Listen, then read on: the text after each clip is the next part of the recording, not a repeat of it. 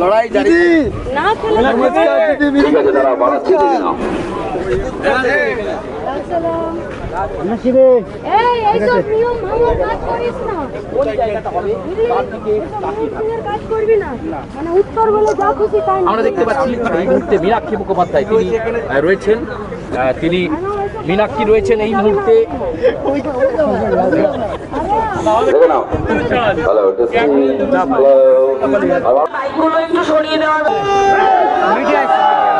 আমার পিছনে দেখতে পাচ্ছেন ব্রিগেড মানুষের ঢল ধীরে ধীরে ভর্তি হচ্ছে আমি মঞ্চে দাঁড়িয়ে আছি ব্রিগেড মানেই উন্মাদনা ব্রিগেড মানেই ভালোবাসা সেই ভালোবাসার খাতিরেই দেখতে পাচ্ছেন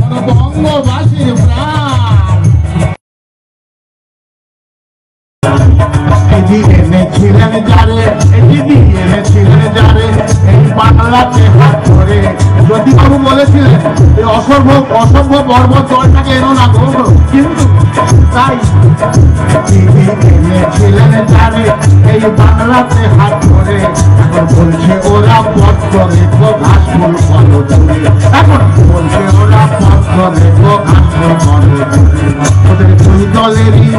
ওদের দুই দলেরই নাটক দেখে আকুচ আকুচ করছে প্রাণ বইয়ের কোথায় যাচ্ছে এখনো বঙ্গবাসীর প্রাণ আজ এই ব্রিগেডের মাঠে লাল ঝান্ডা রেখে হাতে আজ এই ব্রিগেডের মাঠে লাল ঝান্ডা রেখে হাতে ওই শয়তানের বুঝলো আজ ভাঙব সবার সাথে ওরা কি করবো মোরা কিনকে লাভির আওয়াজ তুলে এটা খেলা চলে বাবু মোরা কিনকে লাভির আওয়াজ তুলে কাপ ধরাবো ওদের জান কিনকে লাভির মোরা কিনকে লাভির আওয়াজ তুলে কাপ ধরাবো ওদের জান এর বুঝে যাচ্ছে এখন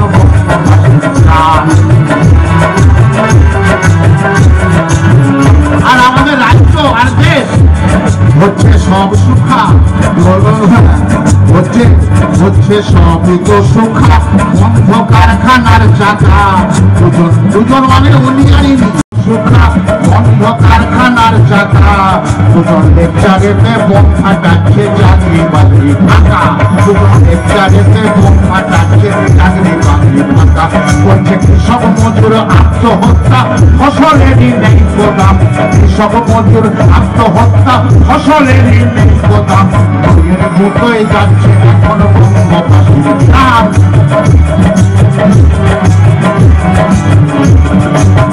হ্যাঁ তাই বলি চারিদিকে কেবল হাহাকার নেত্রীর মহিমা করছে ওই পুলিশ দিয়ে বিচার পেটায় লজ্জা নেই গোটা ওরা টাকা খেয়ে চাকরি খাচ্ছে কত চাকরি 26,000 বেশি টাকা খেয়ে চাকরি খাচ্ছে বাড়ছে চাকরি হারার লাইন খান আর কি করছে বলুন তো হ্যাঁ শুধু ভাই বড় বউ আনছে সোনা শুধু ভাই বড় বউ আনছে সোনা দেখছি টালির চাল আর চপ্পল খান হয়ে যাচ্ছে এখনো বঙ্গবাসীর খান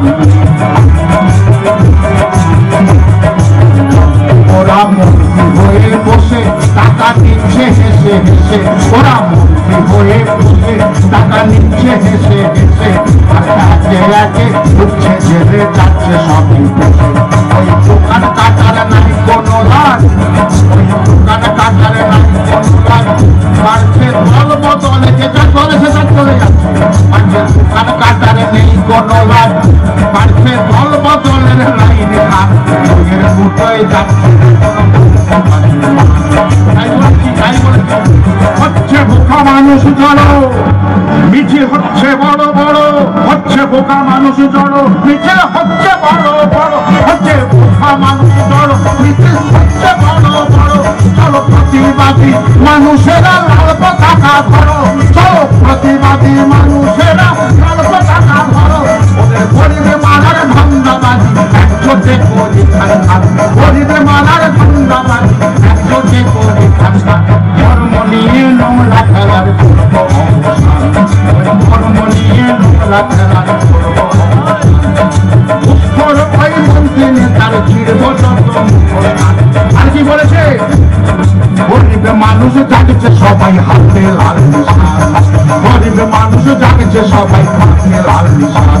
ওদের হাতে লাল নিশান, ওদের হাতে লাল নিশান, ওদের হাতে লাল নিশান, ওদের হাতে লাল নিশান।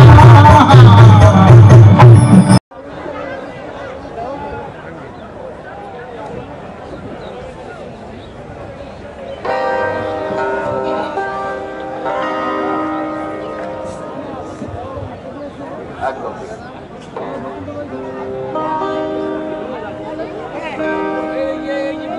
আমার গানের নাম আমার অংশ দেওয়াল রক্তের শিখর।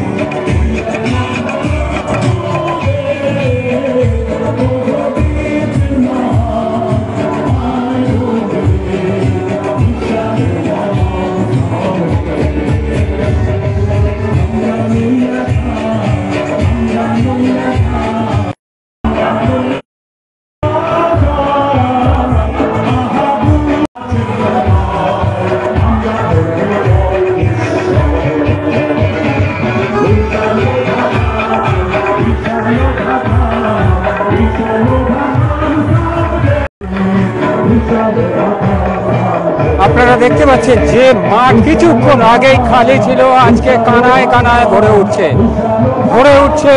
কৃষক মজদুর ইউনিয়নের ডাকে যে ব্রিগেড সমাবেশের আজকে আয়োজন করা হয়েছিল, সেই ব্রিগেড সমাবেশে লক্ষ লক্ষ মানুষ আজকে এই ব্রিগেড সমাবেশে হাজির হচ্ছেন। দেখতে পাচ্ছেন এই কিছুক্ষণ আগে 2:30টা থেকে হু হু করে মানুষ এই ব্রিগেডের অভিমুখে যাত্রা আরম্ভ করলো এবং এই ব্রিগেড আস্তে আস্তে কানায় কানায় ভরে উঠছে। এখনো বহু মানুষ আসছেন গাছের তলাতে, এই গরমের মধ্যে গাছের তলাতে যে মানুষ আশ্রয় নিয়েছিলেন সেই মানুষরা আজকে ধীরে ধীরে এই রোদ্দুর উপেক্ষা করে এই ব্রিগেড মুখী হচ্ছেন। দেখতে পাচ্ছেন সাংস্কৃতিক অনুষ্ঠান চলছে, সাংস্কৃতিক অনুষ্ঠান শেষের পথে দেখতে পাচ্ছেন মানুষের ভিড়। আমি একদম ঠিক মঞ্চের উপরে।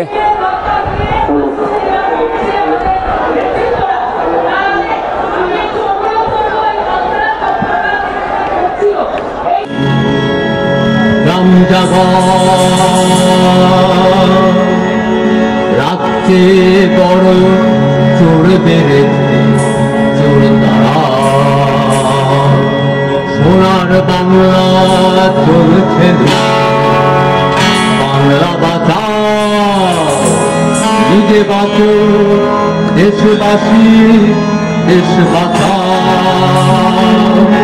নিজে বাঁচো দেশবাসী দেশ বাঁচা।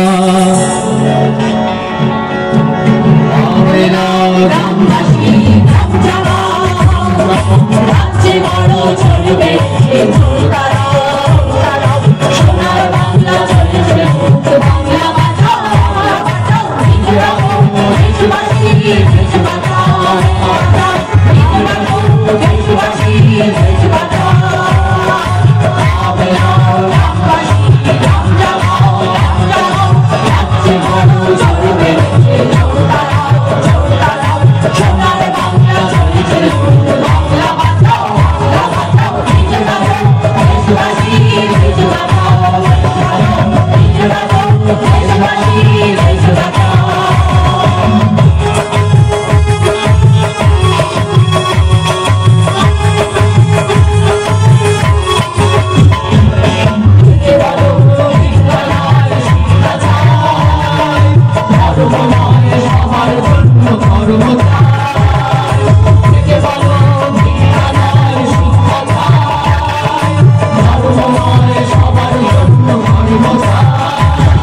দাদা, আজকের যে ব্রিগেড সমাবেশ একেবারে আপনাদের বামপন্থীদের যে লাইন মেহনতি মানুষ থেকে উঠে আসতে হবে, আজকের ব্রিগেড সেখান থেকে শুরু, কৃষক,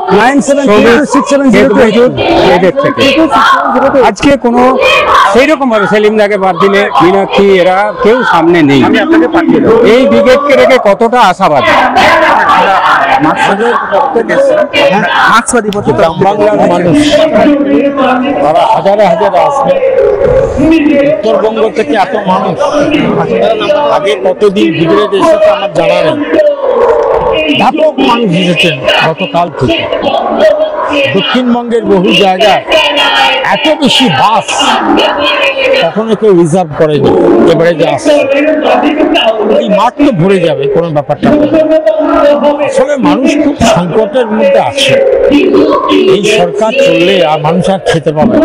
আচ্ছা ঠিক আছে, আমি একবারে গ্রামের কৃষক সবাইকার মধ্যে আসছে বিরাট বিরাট কালকে আর তোমাকে বিপক্ষে মোকাবেলা করার জন্য আজকে একটু সময় খুঁজতে কিভাবে ঐক্যবদ্ধ লড়াই আমরা করতে পারি সেই ভেবেই হচ্ছে। আজকের আপনাদের প্রধান এটা কি নিয়ে, মানে কি ব্রিগেডটা যে দেখেছেন সেই ডাকার পিছনে আপনাদের যুক্তি আছে? 13টা দাবি আছে। কয়েকটা দাবিগুলোর কথা। একটা হচ্ছে শ্রম কোড বাতিল করতে হবে। 1 মাস পর ঠিক আজকের দিনেই সারা ভারতবর্ষে ধর্মঘট শ্রম কোড প্রত্যাহারের জন্য। আজকে রাষ্ট্রায়ত্ত শিল্প যেভাবে বেসরকারিকরণ করা হচ্ছে, বেসরকারি আজকে যে স্মার্ট মিটার যেটা হচ্ছে প্রিপেড স্মার্ট মিটার, এই সিদ্ধান্ত সরকারকে বিলম্বে পরিবর্তন করতে হবে। আমাদের দেশের কৃষকের ন্যূনতম ফসলের সহায়ক মূল্য তাদেরকে দিতে হবে এবং সমস্ত কৃষি ঋণ মহাজনী ব্যাংক সমস্ত ঋণ তাদের মুকুব করতে হবে। 60 বছর বয়স হয়ে গেলে সমস্ত কৃষক ক্ষেতমজুরদের পেনশন দিতে হবে এবং ক্ষেতমজুরদের 200 দিন কাজ আর 600 টাকা মজুরি দিতে হবে। বস্তিবাসী মানুষদের পাট্টা দিতে হবে এবং তাদের বসবাসের অধিকার দিতে হবে।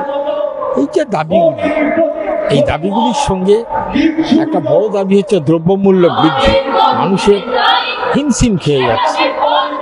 কদিন আগেই গ্যাসের দাম বাড়লো, ডিজেল পেট্রোলের দাম বাড়লো, আর ডিজেল পেট্রোলের দাম বাড়লে সব জিনিসেরই দাম বাড়ে, এটাই নিয়ম। আজকে জিনিসপত্রের দাম বাড়ছে, ওষুধের দাম বাড়ছে ব্যাপক, 3 গুণ দাম। বহু মানুষ আর ওষুধ কিনে খেতে পারছে না, যার ফলে বাচ্চা বাচ্চা ছেলেরা সব স্ট্রোকে মারা যাচ্ছে, অল্প বয়স্ক ছেলে স্ট্রোকে মারা যাচ্ছে।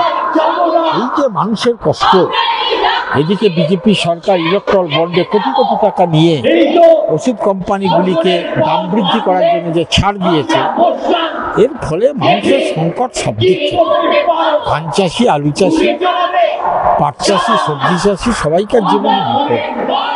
সেই বিপদ মানুষকে সচেতন করা আমাদের কাজ, ঐক্যবদ্ধ করা আমাদের কাজ। সেই ঐক্যবদ্ধ করার জন্য আমরা প্রচেষ্টা করছি। দুর্নীতির প্রশ্ন বললেন, দুর্নীতি কতটা সমাজে প্রভাব ফেলছে? দেখেন, প্রভাব তো পড়ছেই।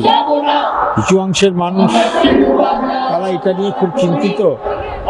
আর দুর্নীতি যারা করে তারা তো চাইবেই যে মমতা ব্যানার্জি টিকে থাকুক, তাহলে দুর্নীতি করার সুযোগটা বাড়ে। কিন্তু দুর্নীতির বিরুদ্ধে একটা বড় অংশের মানুষ আস্তে আস্তে সোচ্চার হচ্ছে এবং বুঝে গেছে এই সরকারটা দুর্নীতি বাদ দিয়ে চলা যায়। এই গভর্নমেন্টের একটা ডিপার্টমেন্ট নেই যেখানে দুর্নীতি নেই, একটা ডিপার্টমেন্ট নেই। কার্যত সরকারটা ধসে গেছে দুর্নীতির কারণে। এই হচ্ছে বিষয়। 26-এ শূন্যতা কাটবে? আমরা তো অবশ্যই মনে করি ভালো রেজাল্ট হবে 26-এ। শূন্যতা তো দূরের কথা, ভালো রেজাল্ট হবে এই প্রত্যাশা আমরা করি। অসংখ্য ধন্যবাদ। আমরা বলি একদিকে তো আমাদের অধিকারগুলো কাটছে, আর চুরি চুরি এমন হচ্ছে তার নতুন করে আপনাদের কাছে বলবো না। কি হবে আপনারা সব ভালো করে বোঝেন। একটা জানেন, আমাদের দেশের আদিবাসী জানে তারা বছরের শুরুটাই তাদের সার্টিফিকেট, যারা আদিবাসী তাদের সব আস্তে আস্তে উঠে যাচ্ছে। জানেন গরিব ঘরের মানুষ কি ভাববেন আপনার ছেলে স্কুলে পড়তে পারবে একই তো উঠে গেছে পড়াশোনা তারপর আমার বোঝার উপরে 20 পড়ার মতো আমার 26,000 চাকরি চলে গেল যারা যোগ্য শিক্ষক ভালো করে তার জন্য মমতা ব্যানার্জি অযোগ্য শিক্ষকদের বাঁচাবার জন্য যোগ্য শিক্ষকদের বলি দিলেন আপনার পড়াশোনা হবে না আপনার ছেলের মধ্যে মাথা হয়ে ফেলে দাঁড়ান আপনি চান সেই জায়গায় মমতা ব্যানার্জি নিয়ে যাওয়ার চেষ্টা করছেন এই পশ্চিমবঙ্গ আজকে আমরা বাঁচতে পারবো না যারা একটু ভাবনা চিন্তা করেন তাদের উদ্দেশ্যে আমি বিশেষ করে বলি আপনি জানেন এই পশ্চিমবঙ্গে ক্রমশ উৎপাদনশীলতা ব্যাপকভাবে কমে যাচ্ছে ধান উৎপাদনে বামপন যে বছর চলে যায় 11 সাল সে বছর ধান উৎপাদন ছিল প্রথম এখন কি হচ্ছে জানেন উৎপাদনশীলতা কমতে কমতে আজকে মমতা ব্যানার্জির শাসনকালে ধান উৎপাদন এখন প্রথম তেলেঙ্গানা তারপর পাঞ্জাব উত্তরপ্রদেশ পশ্চিমবঙ্গ গাঁওবাড়ি খারিজ শাসনে সরকার আমাদের দেশে পুঁজিপতি বণিক শ্রেণীর সাথে জোটবদ্ধ ছাত্র যুবক আমাদের দেশের প্রতিটি মেহনতকারী মানুষের জীবনে যে ভয়ঙ্কর আক্রমণ নামিয়ে এসেছে আপনারা দেখছেন যে মেরুকরণের রাজনীতি শ্রমিকদের সেই মিনিমাম ওয়েজের সমস্যা সমাধান করতে হবে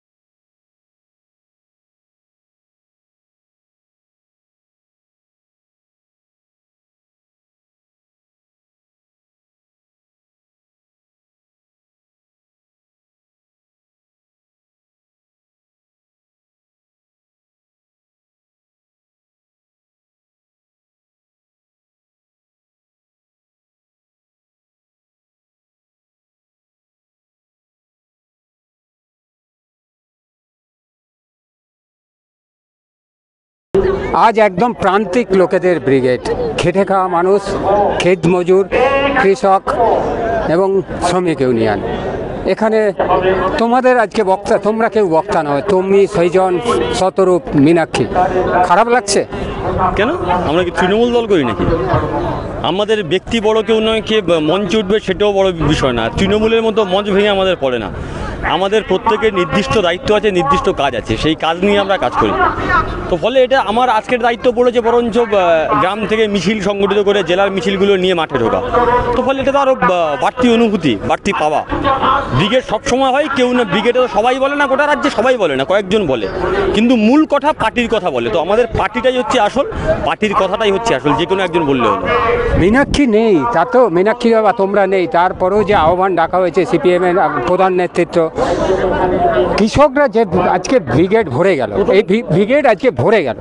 প্রথম কথা হচ্ছে আমাদের কোনো ব্যক্তিকেও ডাকে না, মীনাক্ষীও ডাকে না, শত্রুপদাও ডাকে না, মোহাম্মদ সেলিমও ডাকে না, ফতিকুর রহমান, সুজন প্রসাদ কেউ ডাকে না, ডাকে ঝান্ডা। গতবারে ছিল সাদা ঝান্ডার মিছিল, আজকে লাল ঝান্ডার মিছিল। তো সেই ঝান্ডার ডাকে আমরা অগণিত মানুষ ঐক্যবদ্ধ হয়ে ব্রিগেডে আসি। আমাদের তৃণমূল বা বিজেপির মতো আমাদের সংগঠন না, যে কোনো নেতার অনুগামী আমরা দলের অনুগামী, ঝান্ডার অনুগামী। ঝান্ডা যা বলবে, দল যা বলবে, সেই কাজ আমরা করব। তোমাদের মূল মোটো যেটা বলে ব্রিগেডে যে আজকে ডেকেছো, তার উদ্দেশ্যটা কি? দেখুন, পশ্চিমবঙ্গের মাটিতে বিজেপি তৃণমূল যেভাবে শ্রমজীবী মানুষের কথা যখন নিয়ে মানুষ যখন ঐক্যবদ্ধ হচ্ছে, আরজি করের পরে গোটা রাজ্যের মা বোনেরা যেভাবে রাস্তায় নামলো, তাতে বিজেপি তৃণমূলের বুকে কাঁপন ধরে গেছে। ওরা বুঝেছে এই পশ্চিমবঙ্গের মাটিতে যদি ক্ষমতায় টিকে থাকতে হয়, তাহলে হিন্দু মুসলমানের মানুষকে ভাগ করে দাও। আজকের এখানে দেখবে অনেক টুপিওয়ালা, দাড়িওয়ালা লোক এসছে, পৈতে পড়া টিকিওয়ালা লোক, পুরোহিতও এসছে, কিন্তু তাদের মূল পরিচয় তারা কেউ হিন্দু বা মুসলমান নয়। তাদের মূল পরিচয় হচ্ছে তাদের গা ফাটা, পা ফাটা, মেহনতি মানুষ। ওরা ধর্মের ভিত্তিতে মানুষকে ভাগ করতে চাইছে, ওরা হিন্দু মুসলমানে ভাগ করতে চাইছে। আমরা বলেছি লড়াইটা হিন্দু বা মুসলমানের লড়াই নয়, লড়াইটা লুটে খাওয়া মানুষের বিরুদ্ধে খেটে খাওয়া মানুষের লড়াই। আর আজকের ব্রিগেডে হাজার হাজার লাখ লাখ খেটে খাওয়া মানুষ এসছে লুটে খাওয়া মানুষদের হুঁশিয়ারি করবার জন্য। একজন নবান্নে বসে আছে, একজন দিল্লিতে বসে আছে। এই লুটে খাওয়াদের বিরুদ্ধে খেটে খাওয়া মানুষের লড়াই। এত বড় শিক্ষা দুর্নীতি হয়ে গেল, গ্রামে তার প্রভাবটা কতটা অনুভব করতে পারে? দেখুন, 26,000 সুপ্রিম কোর্টের রায়ে 26,000 অনেকে যোগ্য ছিলেন, তাদের চাকরি চলে গেছে। 26-এ যদি বাংলার মানুষ রায় দেয়, ম্যাডামেরও চাকরি চলে যাবে। গোটা পশ্চিমবঙ্গের মানুষ সেটাই বলছে, 26-এ ম্যাডামের বিরুদ্ধে রায় দেওয়ার জন্য প্রস্তুত হচ্ছে। তৃণমূলের আমলে আমরা বলেছিলাম যে চাল থেকে কাকর আলাদা করো। হাইকোর্ট বললো, সুপ্রিম কোর্ট বললো, কে যোগ্য কে অযোগ্য তাদের লিস্ট দিন। না তৃণমূল না সিবিআই কেউ যোগ্য অযোগ্য আলাদা করতে পারলেন না। আজকের কুমিরের মরা কান্না কাটছেন যোগ্যদের জন্য। আর যে হাজার হাজার কোটি কোটি টাকা নিয়ে ভাইপোর এই এক্সিলেটারে চললো, কালীঘাটের বোধহয় লতা মঙ্গেশকরের গলার দাম অত ওঠেনি, কালীঘাটের কাকুর কুকু শব্দ শোনার জন্য গোটা বাংলার মানুষ অধীর আগ্রহে বসেছিল। কালীঘাটের কাকু মুখ খুললো, সিবিআই চার্জশিট দিল। অভিষেক ব্যানার্জির নাম সাহস করে বলতে পারছেন না যে তৃণমূলের নেতা অভিষেক ব্যানার্জি, জৈনক অভিষেক ব্যানার্জি। কে অভিষেক ব্যানার্জি চুরি করে না কে জানে না? গোটা পশ্চিমবঙ্গের সবাই জানে তৃণমূলের ভাইপো অভিষেক ব্যানার্জি, মমতা ব্যানার্জির ভাইপো হাজার হাজার কোটি কোটি টাকা চুরি করেছে, চাকরি চুরির টাকায় রাজপ্রাসাদের মতো বিল্ডিং তৈরি করেছে। কাকে বাঁচানোর চেষ্টা হচ্ছে? তো ওই জন্যই বলেছি না, লুটে খাওয়া মানুষের বিরুদ্ধে খেটে খাওয়া মানুষের লড়াই। যারা আমাদের চাকরি লুট করে খেয়েছে, যারা কৃষকের ফসল লুট করে খেয়েছে, যারা শ্রমিকের মজুরি লুট করে খেয়েছে, যারা বস্তির মানুষের ঘরের টাকা লুট করে খেয়েছে, সেই লুটে খাওয়া মানুষের বিরুদ্ধে আমাদের লড়াই। আর আমরা এই লড়াই যাতে ঐক্যবদ্ধভাবে করতে না পারি, সেই জন্য বিজেপি আর তৃণমূল মিলে হিন্দু মুসলমান ভাগ করে দাও। কে বলছে? আচ্ছা, বিধানসভাতে কি আলোচনা হওয়ার কথা ছিল? সিঙ্গুরে কারখানা হবে না হবে না, শালবনীতে ইস্পাত শিল্প হবে না হবে না, চাকরি হবে না হবে না, হসপিটাল হবে না হবে না, এই নিয়ে আলোচনা হওয়ার কথা ছিল তো। শুভেন্দু বলছে আমি বড় হিন্দু, মমতা ব্যানার্জি বলছে আমি বড় হিন্দু। কোন শুভেন্দু বলছে? যে 3-4 বছর আগে মাথায় টুপি দিয়ে গরুর মাংস খেত, সেই শুভেন্দু বড় হিন্দু হয়ে গেল। আসলে পশ্চিমবঙ্গের মানুষ বলছে শুভেন্দুও বড় চোর, মমতাও বড় চোর। এই চোরেদের বিরুদ্ধে আমাদের লড়াই। বিদেশে তেলের দাম কমলে নাকি আমাদের এখানে দাম কমার কথা, দেখা গেল উল্টো হলো, পুরো জনসাধারণের উপর সেই প্রভাব পড়লো। আম্বানি আদানির জন্য এই বিজেপি সরকার। লোকের কাছে পয়সা হলে লোকে বাড়ি থেকে কাজ করবার জন্য কাজের লোক রাখে। আম্বানি আদানি এত পয়সা যে কাজের লোকের জন্য নরেন্দ্র মোদীকে রেখে দিয়েছে। সেই নরেন্দ্র মোদী ওনার মালিক প্রভু যা বলছে সেইভাবে করছে। আম্বানি আদানির সুবিধা যাতে হয়, পেট্রোল ডিজেলের দাম বাড়িয়ে দিচ্ছে, জিনিসপত্রের দাম বাড়িয়ে দিচ্ছে। আম্বানি আদানির সুবিধা যাতে হয় তার জন্য ট্যাক্স ছাড় দিচ্ছে। কিন্তু গরিব কৃষক যে মাঠে মজদুরি করে, মাঠে ফসল ফলায় এই রোদের মধ্যে, সে যখন ব্যাংক থেকে ঋণ নেয়, তার বাড়িতে সে জামার কলার ধরে তার থেকে ঋণ আদায় করা হয়। আর গরিব মানুষের হাজার হাজার কোটি কোটি টাকা নিয়ে নীরব মোদী, ললিত মোদী, মেহুল চস্কিরা চলে গেল। দেশের সরকার তাকে ফিরিয়ে আনতে পারে না। কোথায় গেল মোদিকে গ্যারান্টি দিতে পারবে? তো ফলে বিজেপি তৃণমূল দুই দল, উভয় দল, এরা গরিব মানুষের কথা বলে না, এরা আসলে লুটে খাওয়ার আড়ালে বড়লোকদের তোষণ করে, বড়লোকদের স্বার্থের রক্ষার জন্য এরা কাজ করে। তো তাদের বিরুদ্ধে আমাদের লড়াই।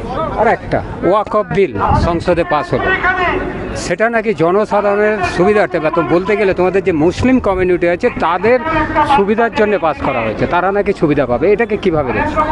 দেখুন, বিজেপি যখন ক্ষমতায় এসেছিল 14 আগে বিজেপির স্লোগান ছিল महंगाई का जमाना खत्म हो जाएगा, मोदी का जमाना चालू हो जाएगा। বললাম কি বললো, সকালবেলা বিজেপিতে ভোট দিলে চাল ডাল আলু পেঁয়াজের দাম কমে যাবে। আচ্ছা, পার্লামেন্টে কোনোদিন চাল ডাল আলু পেঁয়াজের দাম কমা নিয়ে আলোচনা হয়েছে? আমরা বামপন্থীরা বলেছিলাম 16টা নিত্য প্রয়োজনীয় জিনিস, মায়েদের হেসেলে এমন লাগে এমন 16টা জিনিস ফ্রি অফ কস্টে রেশনের মধ্যে দিয়ে দাও। সরকার দিতে পারতো না। আমরা বলেছিলাম গরিব মানুষের 100 দিনের নয় 200 দিন কাজ দিতে হবে। সেই তৎকালীন কংগ্রেসের সরকার বলেছিল 200 দিন পারবো না, 100 দিন। আচ্ছা, গরিব মানুষ কাজ পাবে না, 200 দিনের কাজ নিয়ে পার্লামেন্টে আলোচনা হবে না? পার্লামেন্টে ইলেকশন এলে 3 তালাক, ইলেকশন এলে 370, इलेक्शन एले आतंकवादी, इलेक्शन एले पाकिस्तान, इलेक्शन एले वकाफ बिल, इलेक्शन एले आधा रोटी खाएंगे लेकिन मंदिर वही बनाएंगे। अयोध्या मंदिरों तैरी हो गेल। आसले एनआरसी, सीए, वकाफ बिल, 3 तालाक, 370 এইসবের মধ্যে দিয়ে গোটা ভারতবর্ষের মানুষকে বিভাজন করবার চেষ্টা বিজেপি করছে। নিশ্চিতভাবে না, সাধারণ মুসলিম যে সমাজের যারা আছে তাদের তো উপকার কিছু হবে না, বরঞ্চ আম্বানি আদানিদের সুবিধা হবে। ওয়াকফ বিলে একটা জায়গায় একটা অ্যামেন্ডমেন্টে পরিষ্কারভাবে বলা আছে যারা সম্পত্তি দখল করে আছে ডিএম তারা ডিসাইড করবে সম্পত্তিটা কার হবে। আচ্ছা, আম্বানি একটা জায়গা দখল করে আছে, ডিএম এর ঘাড়ে মাথা আছে, আম্বানির বিরুদ্ধে গিয়ে বলবে ওটা ওয়াকফের সম্পত্তি তুমি ছেড়ে দাও। অর্থাৎ যারা দখল করে আছে সেই তারা দখলদারি রাখবার জন্য নতুন করে এই বিল নিয়ে এসছে। মানুষে ভাগ করে লাভ কি হবে? ওয়াকফ বিল নিয়ে আলোচনা করছেন। আচ্ছা, বেকারদের কাজ নিয়ে আলোচনা করুন না। রেল বেসরকারীকরণ হয়ে যাচ্ছে, রেলে লাখ লাখ শূন্যপদ পড়ে আছে, উনি আলোচনা করুন না। যে ছেলেটা বিজেপি জয় শ্রীরাম বলে, গরিব ছেলে, তার চাকরির কথা আমরা বলছি। বিজেপি চাকরির কথা বলছি না, বিজেপি হিন্দু মুসলমান ভাগ করার কথা বলছে। এখন তো মন্দির হয়ে গেছে। আগে বলেছিল আধা রুটি খাएंगे लेकिन मंदिर वही बनाएंगे, এখন তো গোটা মন্দির হয়ে যাবে। গোটা রুটি খাবো না কেন? এখন যখন গোটা রুটি চাইতে যাচ্ছি, ওই বিভিন্ন সরকারের সময় নানা রকম স্লোগান থাকে, মেকিং ইন্ডিয়া, রাইজিং ইন্ডিয়া। এখন বিজেপির নতুন স্লোগান হচ্ছে খোলো ইন্ডিয়া, যাহা যাহা খুদা হ্যাঁ ওই ওই খোদেগা। মন্দিরের তো মসজিদের তলায় খুঁড়ে দেখো মসজিদ আছে কিনা। ধর্মের ভিত্তিতে ভাগ করে লাভ কী হবে? ধর্ম দিয়ে কি মানুষের পেট ভরবে? হিন্দু মুসলমান দিয়ে কি বেকারত্বের যন্ত্রণা ভোগ করা যাবে? হিন্দু মুসলমান করে কি যে মাটা ধর্ষিত হচ্ছে মণিপুরের মতো জায়গায়, সেই মা কি বিচার পাবে? হাতরাসে যে দলিতটা প্রতিদিন দলিত হওয়ার অপরাধে যাকে নৃশংসভাবে পিটিয়ে খুন করা হয়, সেই দলিত কি বিচার পাবে? তো ফলে এই কারণে তারা হিন্দু মুসলমান করতে চাইবে। আর উল্টো দিকে দেখি আমরা লাল ঝান্ডা, ওরা বলে হিন্দু খাতরে মে হ্যাঁ, মুসলিম খাতরে মে হ্যাঁ, আমরা বলি ইনসান খাতরে মে হ্যাঁ। আর তাই তো পশ্চিমবঙ্গের মাটিতে আমরা যে বাংলাতে ওরা হিন্দু মুসলমান করতে চাইছে, এই বাংলাতে আমাদের মায়েরা ছোটোবেলায় আমাদের শিখিয়েছে হিন্দু না ওরা মুসলিম, ওই জিজ্ঞাসা কোনজন কান্ডারি বলো ডুবেছে মানুষ সন্তান মোর মার, ডুবেছে মানুষ, আমরা মানুষের কথা বলি। তো মানুষের লড়াই জোচ্চোর দাঙ্গাবাজদের বিরুদ্ধে হবে।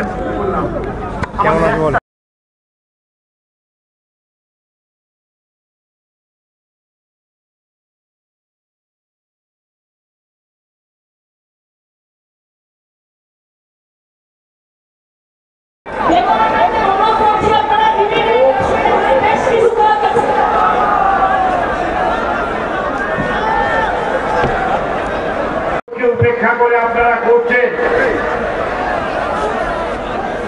কয়েক মাস ধরে অক্লান্ত পরিশ্রম করেছেন আজকের এই ব্রিগেডের জন্য। এখনো আমি দেখতে পাচ্ছি বাদিক থেকে অনেক এখানে আসার জন্য। আমাদের আজকে মেহনতি মানুষের 4টি সংগঠন, সিআইটু, সারা ভারত কৃষক সভা, এবং পশ্চিমবঙ্গ মুসলিম উন্নয়ন সমিতি আহ্বানে এই ঐতিহাসিক ব্রিগেড সমাবেশে আহ্বান করা হয়েছে। রাজ্যের গণ আন্দোলনের ইতিহাসে একটা নতুন অধ্যায়।